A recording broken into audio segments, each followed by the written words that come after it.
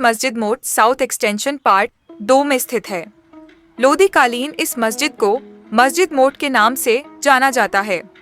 इसके बनने की कहानी बड़ी ही दिलचस्प तो है ही, लेकिन अन्न की महत्ता को भी बताती है कि कभी सामने पड़े अनाज का तिरस्कार नहीं किया जाना चाहिए। मस्जिद मोट की कहानी कुछ इस तरह है कि इसे सिकंदर लोदी के वजीर मियां भुवा ने तैयार करवाया था।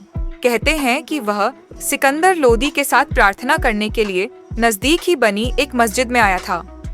यहाँ घुटने टेकने के दौरान उसने देखा कि एक पक्षी की चोंच से मसूर के बीज का एक दाना गिर गया है।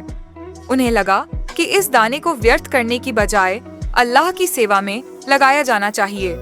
तब उन्होंने इस बीज को अपने बगीचे में बो दिया। कई वर्षों तक उस बीज से उगने वाले पौधे से मिलने वाले बीजों को लगातार बोया गया, जिससे वह कई गुना बढ़ गया।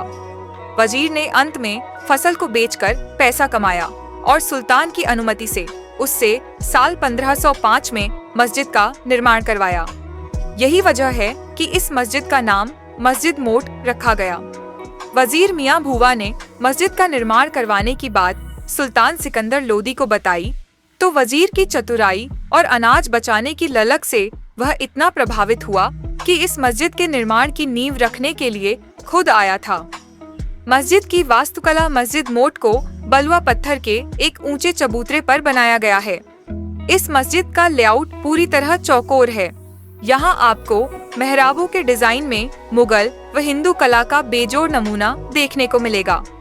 प्रवेश द्वार की सीढ़ियों के ऊपर 38.6 मीटर चौड़ाई का एक बड़ा प्रांगण है।